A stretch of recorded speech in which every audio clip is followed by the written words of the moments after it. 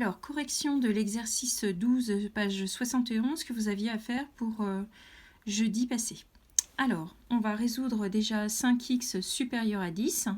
Donc, entre le 5 et le x, j'ai un fois. Donc, pour éliminer 5 fois, puisque moi je veux seulement x ici, je vais faire, du coup, diviser par 5 des deux côtés. Je divise par un nombre positif, donc je n'ai pas besoin de changer en fait le sens de ce signe-là. Donc après, vous voyez bien que les 5 s'enlèvent, et donc 10 divisé par 5, ça fait 2.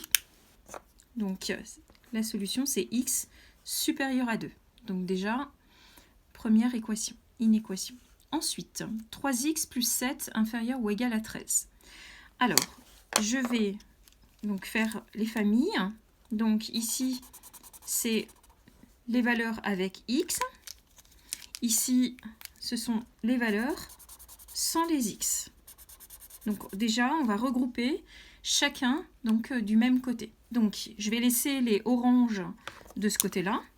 Donc, je ne change pas le signe puisque je ne change pas de place.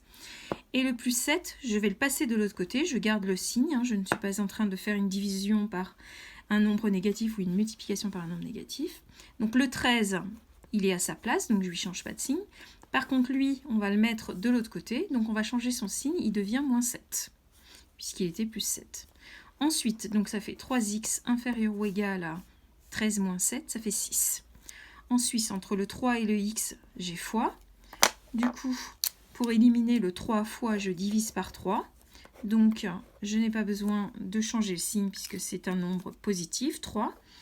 Donc, ça fait x inférieur ou égal à 2. Suivante.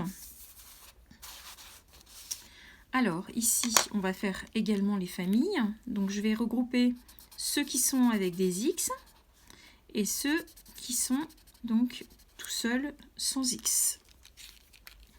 Donc ici, j'ai plus 2 et ici, j'ai 6. Alors, je vais bien prendre le signe qui est là avec l'orange puisque ça fait partie. Allez, donc on regroupe. Donc, lui, il n'est pas à sa place. Il va aller de l'autre côté.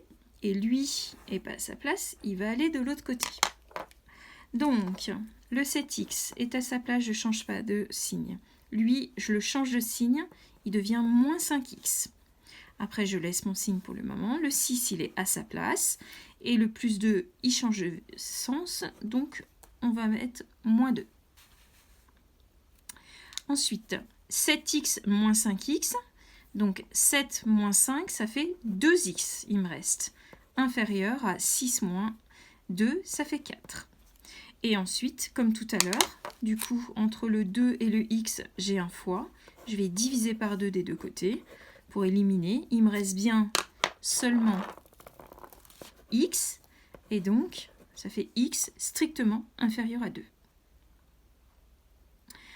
La dernière.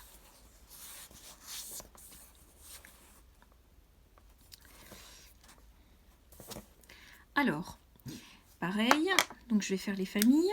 Donc, celui-ci, il ne faut pas oublier le signe moins qui est devant lui. Ça, c'est x. Donc ici, c'est comme si j'avais un x. Ensuite, ici, j'ai mes nombres tout seuls. Donc ici et ici. Allez, on regroupe les termes ensemble de même couleur. Donc, lui, je vais le passer de l'autre côté, il va devenir moins 1x.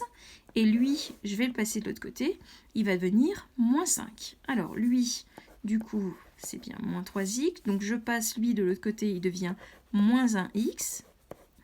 Lui, il est en moins 3 déjà. Je passe le 5 de l'autre côté, il devient moins 5. Donc, ça me fait moins 4x, puisque moins 3 moins 1, ça fait moins 4. Inférieur ou égal à moins 8. Donc on en est là. Alors, ici, si on regarde, pour avoir seulement x, on va être obligé de diviser par moins 4. Et donc, comme on a vu dans le cours, quand on divise par un nombre négatif, on va devoir en fait changer le sens de variation, le sens en fait de ce signe qui est au milieu. Alors du coup, vous voyez bien que je ne vais pas mettre le divisé par moins 4 ici directement, puisque c'est faux. parce que ici, le signe est dans ce sens-là. Donc, je vais changer le signe. Donc, je change de sens. Et je vais faire comme tout à l'heure, donc moins 4x moins 8. Et je vais diviser par moins 4. Là, j'ai le droit puisque j'ai changé le sens. Et donc, il me reste x supérieur ou égal à 2. Donc, voilà les solutions.